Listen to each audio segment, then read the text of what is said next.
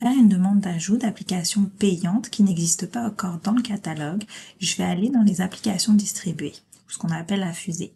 Je vais choisir ici l'application MovoSuite qui va me permettre de faire cette demande. Une page internet s'ouvre dans mon navigateur et je vais me connecter avec mon identifiant CSSPI. Si c'est la première fois, ça va me demander mon courriel et mon mot de passe, sinon là, ça va garder en mémoire.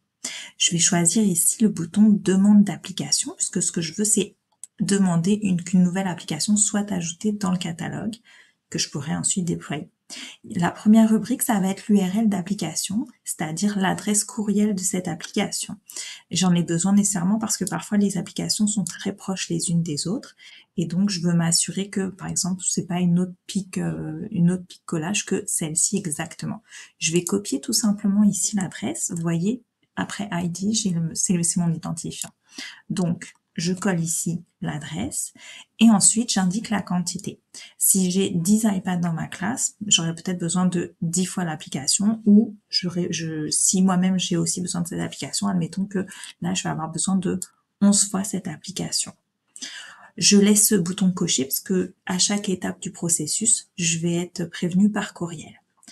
Ensuite, je dois nécessairement remplir l'indice comptable. Vous voyez ici, ça m'indique que l'application est de 2,99 $. Donc, je dois avoir l'accord de ma direction qui va me fournir le code budgétaire.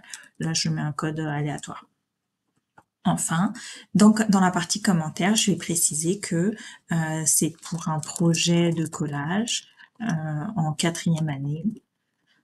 Et je vais pouvoir expliquer un petit peu plus pourquoi cette application-là devrait être achetée. Donc là, je vais préciser que c'est un test.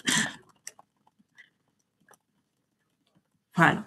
Une fois que j'ai précisé donc les commentaires qui se rapportent à cette application-là et pourquoi je veux cette application, je vais cliquer sur soumettre votre demande. Et voilà, la prochaine fois que je me connecte, je pourrai voir dans mon historique quel est le statut de ma demande d'ajout d'application. Une fois que cette application aura été ajoutée au catalogue, je pourrai recommencer le processus de déploiement d'application, c'est-à-dire que cette fois, une fois qu'elle sera dans le catalogue, je pourrai l'installer sur les iPads de ma classe et mon iPad.